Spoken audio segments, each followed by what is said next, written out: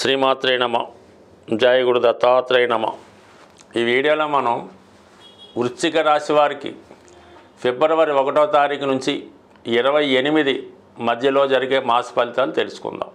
మరి ఈ నెల ప్రారంభంలో తృతీయ స్థానంలో ఏర్పడినటువంటి బుధాదిత్య యోగం జాతకుడికి వృత్తిపరమైనటువంటి ప్రోత్సాహం లభించే అవకాశం ఉంది.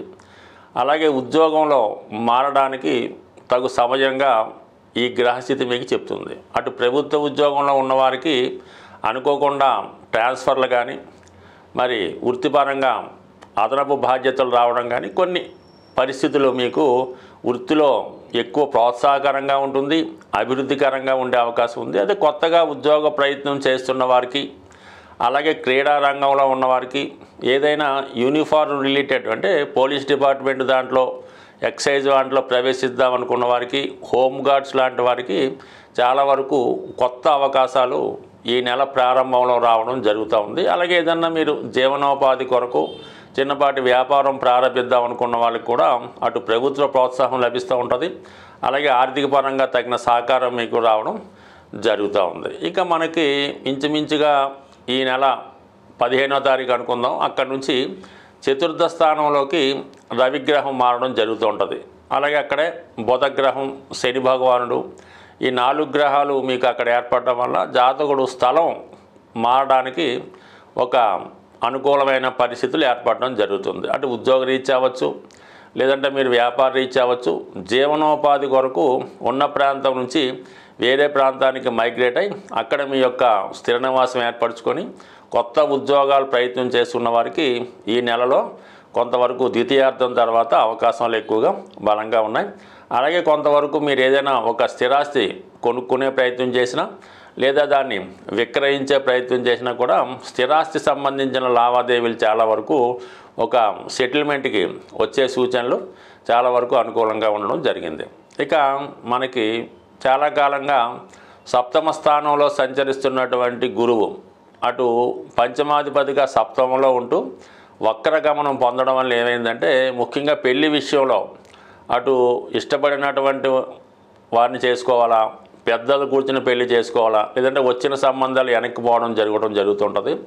అటువంటి వారికి ఈ ఫిబ్రవరి 4 తర్వాత ఒక క్లారిటీ రావడం జరుగుతూ ఉంటుంది. కంపల్సరీగా వివాహ విషయంలో ఒక నిర్ణయానికి రావడం జరుగుతుంది. ముఖ్యంగా ఎవరైతే లవ్ అఫేర్లో ప్రేమించిన వారిని పెళ్లి చేసుకుందాం అనుకుంటున్నారో వాళ్ళకి మిగతా అడ్డంకులు ఏవైనా తొలగి ఈ ఫిబ్రవరి 4 తర్వాత, అంటే ఇమీడియట్గా కాకపోయినా ఒక నిర్ణయానికి రావడం జరుగుతూ ఉంటుంది. చాలా వరకు వివాహానికి ఒక డేట్ ఫిక్స్ చేసుకోవడం కానీ, దానికి కావాల్సినటువంటి ఏర్పాట్లు చేసుకోవడానికి కూడా ఈ గ్రహస్థితి అనుకూలించే అవకాశం ఉంది. కొన్ని సందర్భాల్లో మీకు వివాహ వయసు దాటిపోయి ఆల్రెడీ వివాహం జరిగి ఉంటే అది మీ యొక్క సంతానానికి కూడా వివాహం జరిగే అవకాశం ఉన్నది. అంటే మీ కుటుంబంలో ఒకరికి ఏదో ఒక శుభకార్యం ఈ సమయంలో రావడం జరుగుతుంది. అలాగే ఏంటంటే వృత్తిపరంగా కూడా కొన్ని చేంజెస్ ఈ రెండు కూడా ఇండికేట్ చేస్తున్నాయి. ఇక లాభస్థానంలో ఉన్నటువంటి ముఖ్యంగా మన కేతు గ్రహం మీకు బాగా అనుభవజ్ఞులైనటువంటి ఆధ్యాత్మిక రంగంలో ఉన్నటువంటి వారి సలహా సహకారాలు లభించడం వల్ల, లేదా ఒక మంచి ఆధ్యాత్మిక గురువు మీకు లభించడం వల్ల మీ జీవితాన్ని మంచి మార్గంలో సరిదిద్దుకునే ప్రయత్నం చేస్తూ ఉంటారు.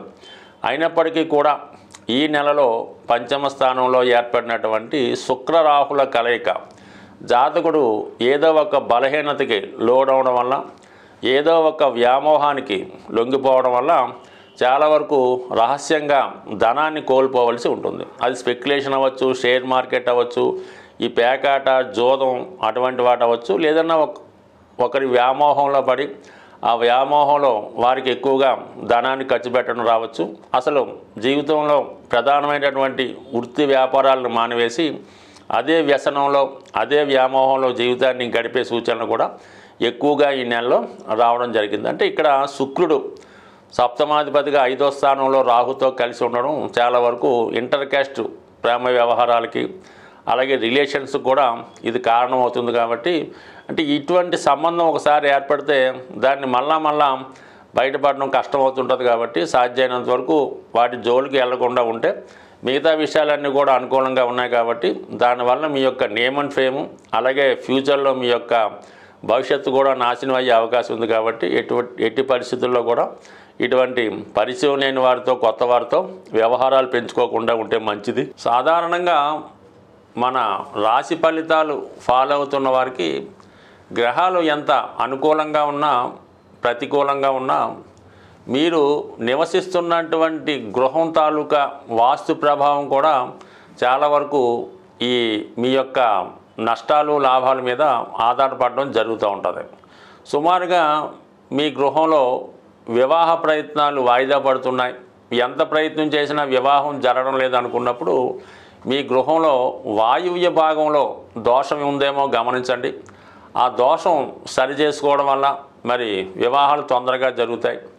ఇక మీ కుటుంబంలో పిల్లలకి ఉద్యోగాలు రావడం లేదు, వాళ్ళు ఊరిక ఖాళీగా కాలక్షేపం చేస్తున్నారు అనుకున్నప్పుడు ఖచ్చితంగా మీకు ఈశాన్య భాగంలో దోషం ఉండడం జరుగుతూ ఉంటుంది.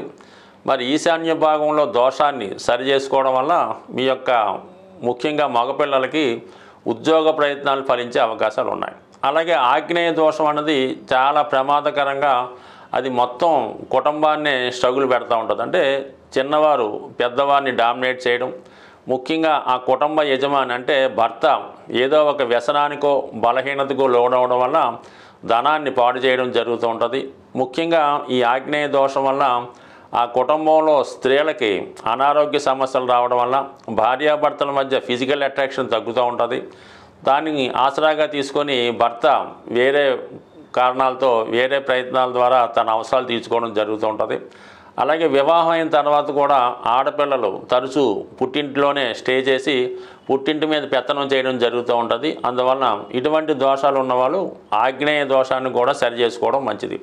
సాధారణంగా గ్రహ దశలు జరుగుతున్నప్పుడు కొన్ని గ్రహ దశలు అంటే ముఖ్యంగా రవి దశ జరుగుతున్నప్పుడు ఆ యజమానికి ఇబ్బందులు వస్తున్నాయంటే ఖచ్చితంగా మీ ఇంట్లో తూర్పు భాగాన్ని కూడా సరి చేసుకుంటే ఆ యజమాని పలుకుబడి పెరుగుతుంది, ఇంటి మీద పెత్తనం సాధిస్తారు, ఆరోగ్యపరంగా అనుకూలంగా ఉండే అవకాశం ఉంది.